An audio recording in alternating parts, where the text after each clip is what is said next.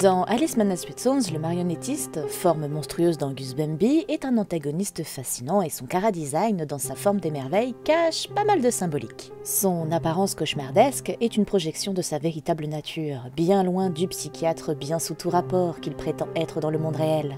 Il représente non seulement la corruption morale d'un individu, mais aussi un système plus vaste qui exploite et broie les plus vulnérables, à savoir les enfants.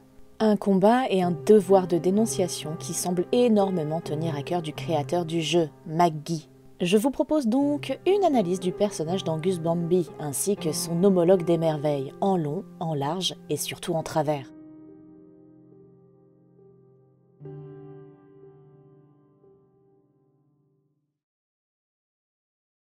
Ce qui frappe immédiatement dans son design, ce sont ses mains. J'ai remarqué que sa main droite arbore du vernis noir et une tête de poupée à l'apparence plus masculine, tandis que sa main gauche est recouverte de vernis rouge et surmontée d'une tête de poupée plus féminine, car elle porte du rouge à lèvres. Bien entendu, il ne s'agit pas de dire que le vernis ou le maquillage sont des marqueurs de genre stricts, mais ce contraste est visuellement frappant et semble délibéré. On peut donc y voir une dichotomie entre le masculin et le féminin, une opposition qui correspond bien au personnage de Bumby, qui manipule, contrôle et brise les esprits à sa guise, pour ensuite les modeler à son bon vouloir. Il se pose comme un être de pouvoir, tirant les ficelles de ses victimes, comme un marionnettiste, sans distinction de genre, mais en exploitant la vulnérabilité de chacun selon ses propres besoins.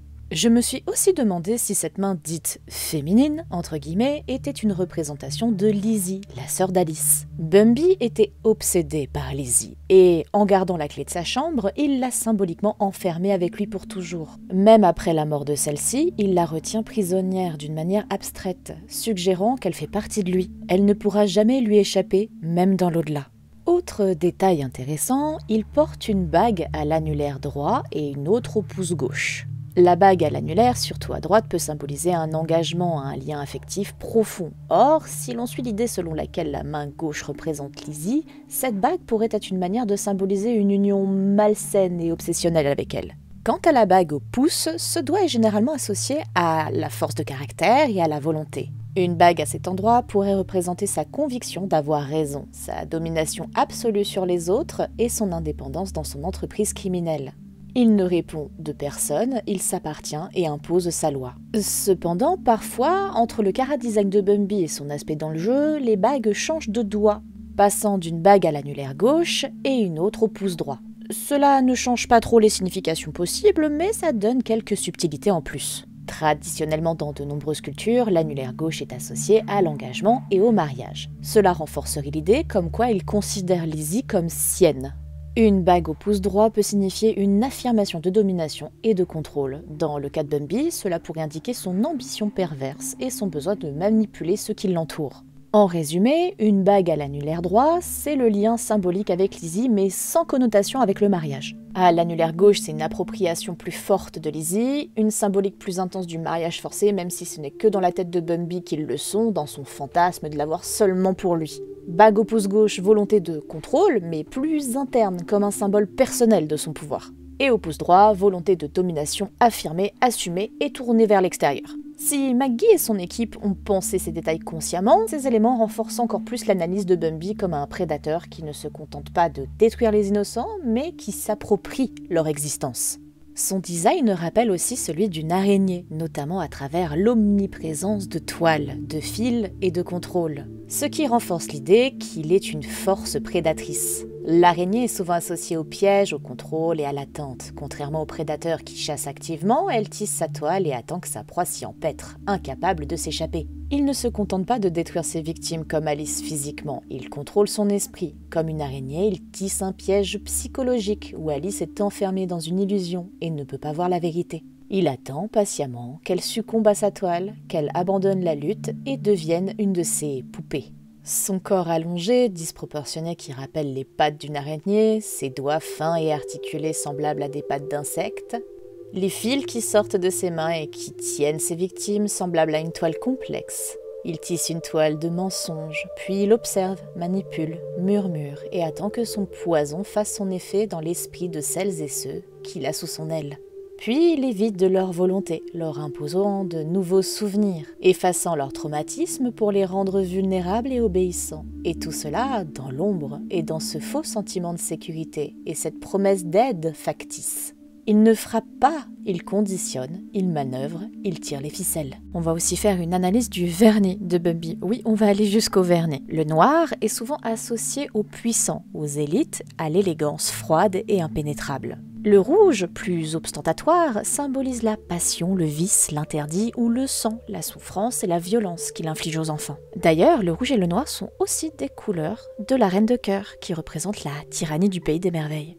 Tous deux exercent un pouvoir absolu sur leur royaume, tous deux se nourrissent de la souffrance des autres, tous deux cherchent à effacer Alice d'une manière ou d'une autre. C'est d'autant plus perturbant quand on sait que la reine de cœur, c'est Alice elle-même. Cela renforce l'idée que Maggie voulait vraiment qu'Alice et Bumby soient deux faces d'une même pièce, deux personnages avec une histoire similaire, mais qui ont pris chacun un chemin différent et ont évolué différemment. Un autre élément frappant de son apparence, c'est cette matière noire qui s'écoule de tous ses orifices, ses yeux, sa bouche et même ce qui semble être des narines ou d'autres cavités. Cette substance n'est autre que celle des ruines, des créatures abominables qui hantent le pays des merveilles dans Alice Madness Returns. Bumby étant leur créateur, il est littéralement imprégné de sa propre corruption au point qu'elle dégouline de lui. C'est comme s'il était si profondément rongé par le mal que son corps ne pouvait plus le contenir. Tout en lui est poisseux, sointant de cette noirceur immonde qui reflète son âme. Cela tranche radicalement avec son apparence dans le monde réel, où il est présenté comme un homme séduisant, bien habillé et courtois. Il incarne alors le prédateur parfait, qui ne suscite aucun soupçon et peut aisément s'intégrer dans la haute société. Car c'est bien connu, non? Le mal se porte sur le visage, les prédateurs, c'est les laids qui rôdent la nuit, les inconnus ou les pauvres sans le sou. C'est aussi simple que cela pour certains et certaines. Jamais au grand jamais, ça ne sera le beau ou le poli, le séduisant. C'est aussi difficile à croire pour certains et certaines. Ce contraste entre son allure impeccable et la monstruosité qui le définit réellement renforce son horreur. Encore un détail intriguant, il a des tiroirs incrustés dans sa veste. Ça pourrait représenter son esprit compartimenté, regorgeant de secrets et de souvenirs cachés. Chaque tiroir peut symboliser un mensonge, une identité dissimulée ou encore les enfants qu'il a exploités et dont il a effacé l'existence. Mais il garde précieusement cachés ce qu'ils ont été, sur lui, dans son esprit, où ils ne pourront plus jamais se retrouver.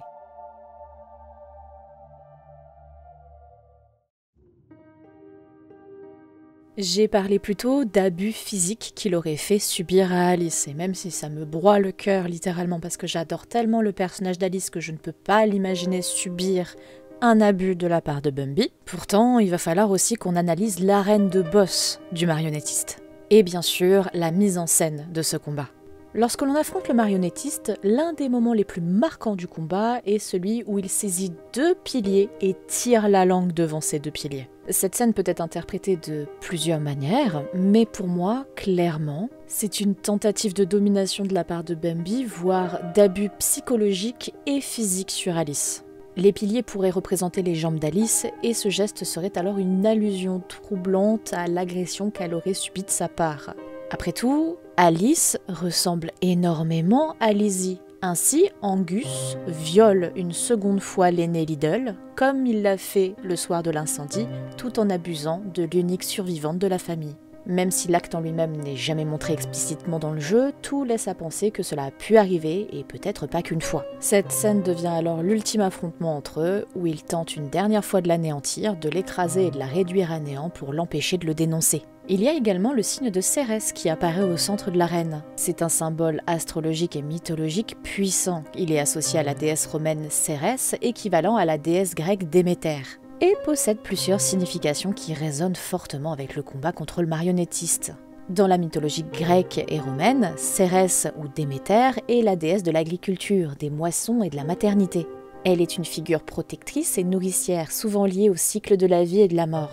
Son mythe le plus célèbre, évidemment, est celui de Perséphone, sa fille enlevée par Hadès, le dieu des enfers. Déméter, en deuil, fait entrer le monde dans un hiver éternel jusqu'à ce qu'un compromis soit trouvé. Perséphone passera une partie de l'année sous terre, donc en hiver, et l'autre sur terre, printemps et été.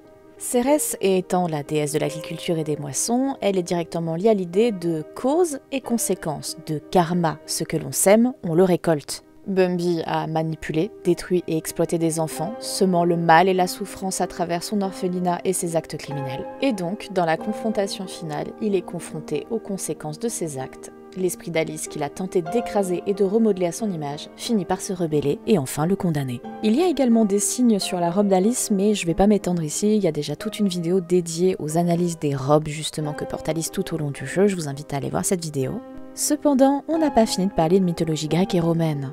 Parce qu'au-delà de prendre cette apparence de marionnettiste, dans certains concept art de Alice Madness Returns et également d'Alice Asylum, Bumby prend d'autres formes. Dans la Bible d'Alice Asylum, la jeune fille mentionne un personnage avec le terme centaure, et elle parle bien entendu du docteur Bumby. Le centaure est une créature de la mythologie grecque, mi-homme, mi-cheval, souvent associée à des instincts sauvages et à un comportement primitif, voire même bestial. Cependant, certains centaures se distinguent par leur sagesse, comme Chiron, qui était un guérisseur et un enseignant très respecté. Mais pour Bumby, c'est clairement le côté violent et dépravé des centaures qu'on veut montrer. Alors qu'Héraclès, Hercule et sa femme voyagent ensemble, ils arrivent au fleuve Événos, où Nessos, un centaure, propose de faire traverser la jeune femme sur son dos, pendant qu'Héraclès nage de l'autre côté. Mais une fois au milieu du fleuve, Nessos tente de l'enlever et d'abuser d'elle. Nessos représente le prédateur dissimulé, feignant d'aider cette jeune fille alors qu'il cherche à l'agresser, et Bumby fait de même avec Alice. Il joue le rôle de bienfaiteur pour mieux exploiter les enfants de son orphelinat. Mais au final, je parlais de Chiron un peu plus tôt, mais lui aussi peut être intéressant à prendre en compte dans cette analyse. Chiron était un mentor et un guérisseur, éduquant de grands héros comme Achille, et Bumby se positionne lui aussi comme un éducateur et un guide pour les enfants traumatisés. Mais au lieu de les aider, il les exploite et les enchaîne. On pourrait aussi se demander pourquoi Bumby a-t-il choisi un train comme outil de manipulation dans l'esprit d'Alice. Le train est un élément imposant, mécanique, froid et surtout inévitable. Il ne s'arrête pas, ne négocie pas, il écrase tout sur son passage. Dans la symbolique, il représente le progrès, la fatalité et la destruction. Bumby a construit un mécanisme psychologique dans l'esprit d'Alice pour lui faire oublier la vérité sur l'incendie et sur les abus qu'il lui a fait subir. Ce mécanisme prend la forme du train infernal, car l'incendie et la mort de sa famille sont un moment clé de sa psyché. Le train fonctionne alors comme une analogie de la fatalité de cet événement. L'incendie était brutal, soudain, inévitable, tout comme le train qui arrive sur les rails, écrasant tout.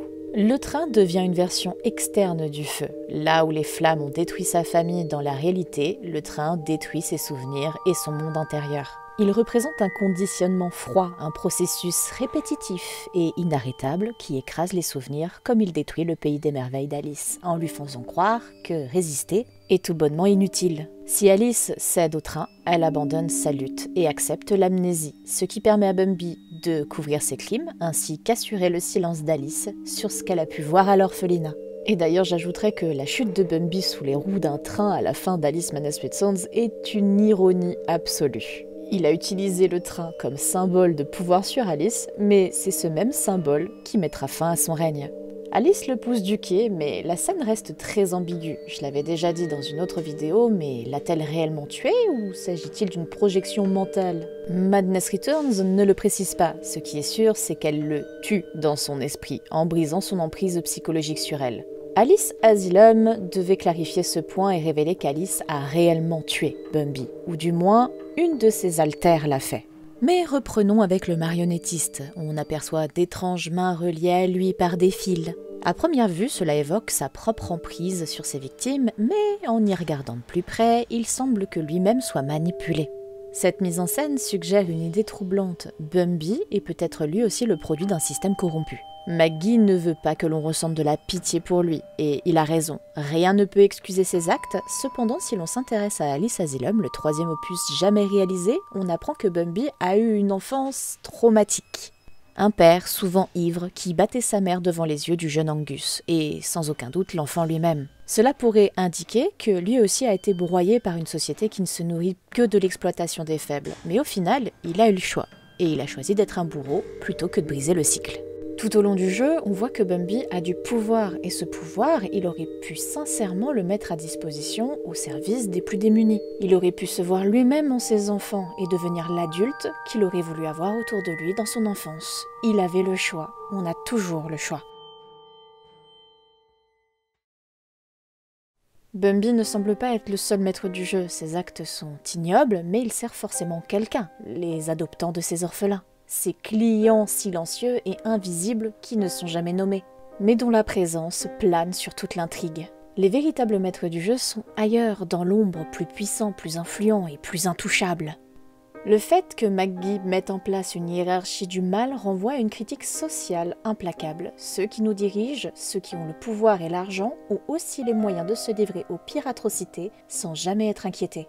Ils ne salissent pas directement leurs mains, ils ont des intermédiaires comme Bumby, des exécuteurs qui font le sale boulot à leur place. Il répond à une demande, ce qui veut dire que son commerce fait partie d'un système organisé où les gens riches et puissants entretiennent un marché ignoble. C'est un constat terrible mais tristement réaliste. Dans l'histoire, et encore aujourd'hui, les pires vices sont souvent protégés par ceux qui détiennent l'argent et le pouvoir. Dans la réalité, si Alice avait tenté de les dénoncer, aurait-elle été crue? Le scandale aurait-il été étouffé? C'est même une évidence. Elle affronte une vérité qu'elle ne pourra jamais totalement détruire. Même la mort de Bumby ne change pas le système, car d'autres comme lui existent et existeront toujours. Combien de Bumby ont existé dans notre monde? Et combien existent encore aujourd'hui, protégés par leur argent et leur influence? C'est un message pessimiste, mais réaliste. Surtout qu'on apprend dans Asylum que Bumby n'était pas seul dans ce marché, mais il était en duo avec Radcliffe. Oui, Radcliffe, qui lui s'est chargé de mettre à l'abri, entre guillemets, l'héritage d'Alice bien au chaud dans ses poches.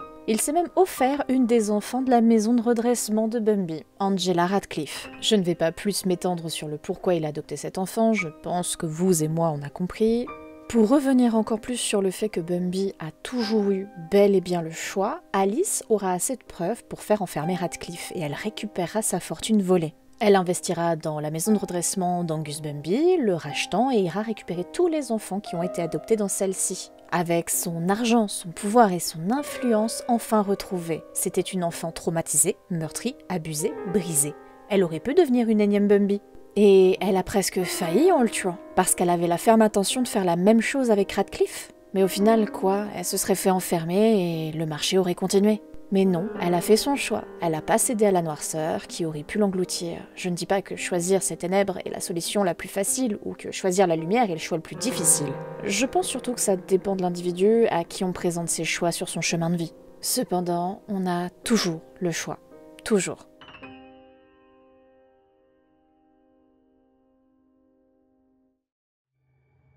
Enfin, il est intéressant de se pencher sur une théorie qui circule depuis longtemps. Bumby serait-il inspiré de Lewis Carroll lui-même, alias Charles Lutwidge Dunkson, a entretenu une relation ambiguë avec la véritable Alice Liddell, la fillette qui l'a inspiré. Lewis Carroll était un mathématicien, écrivain et photographe amateur. Il est principalement connu pour Alice au Pays des Merveilles justement, mais il s'est aussi passionné pour la photographie qui était à l'époque une technologie émergente. Carroll a commencé la photographie en 1856 et a pratiqué cet art pendant environ 25 ans. À l'époque, la photographie était un domaine encore très expérimental et il s'inscrivait dans une tradition où l'image était considérée comme un outil artistique et scientifique. Il a pris des clichés de paysages, d'amis, de collègues universitaires, de célébrités, mais aussi de jeunes filles, souvent mises en scène dans des poses assez idéalisées, on va dire.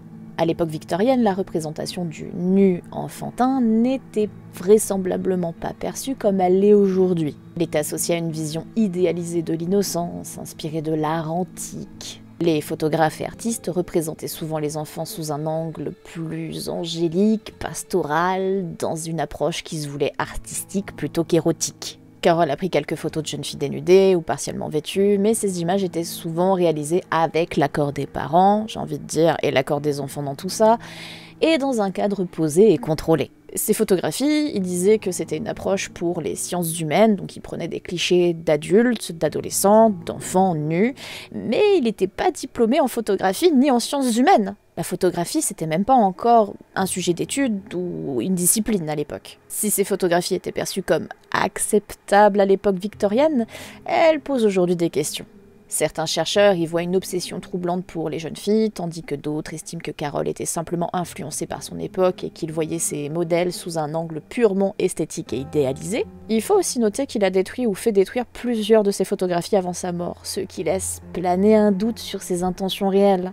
Je suis la première à penser que s'il avait rien à se reprocher, pourquoi détruire ses clichés ? Donc on ne sait pas s'il les a détruits parce que finalement derrière l'objectif il se passait autre chose, ou est-ce que c'est parce qu'il s'est ravisé en se disant que les enfants avaient jamais vraiment donné leur consentement au final et que c'était quand même très important. Donc il a préféré les faire détruire par considération pour les adultes que les enfants sont devenus. On le saura probablement jamais. Aucune preuve concrète n'a jamais confirmé qu'il avait des comportements inappropriés en dehors de son travail artistique. Personnellement, je veux absolument pas le défendre. Prendre des photos d'enfants nus à l'époque victorienne ou aujourd'hui, ça m'écœure pareil. Mais je vous invite tout de même à prendre cette analyse, cette théorie que j'ai vue passer sur internet et que je voulais quand même inclure dans cette vidéo avec d'immenses pincettes. Je ne veux nullement salir un défunt et lui porter des intentions qu'il n'a jamais eues, je ne fais que rapporter ce qui a été documenté à son sujet, d'autant que le fait qu'à l'époque sourire sur les photos était fortement mal vu, on peut vite voir un côté très triste et mélancolique sur ces clichés. Dans le jeu, on apprend que Angus Bumby était un élève du père d'Alice, Arthur Liddell, professeur à l'université d'Oxford, mais que ce dernier l'a éloigné de sa fille Lizzie. La similitude avec la rupture entre Carol et la famille Liddell est quand même troublante. Est-ce que Maggie aurait-il voulu faire une dénonciation subtile à travers le personnage de Bumby? Il l'a jamais confirmé, mais les parallèles sont suffisamment nombreux pour soulever la question.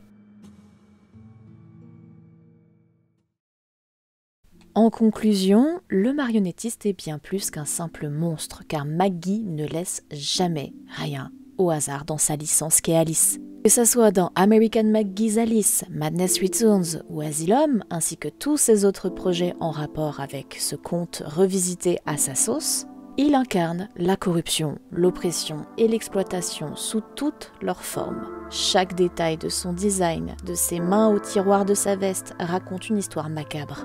En affrontant Bumby, Alice ne combat pas seulement un homme, elle affronte un système tout entier, une société qui a permis à un tel prédateur d'exister et de prospérer, et même de fournir d'autres prédateurs aussi horribles que lui.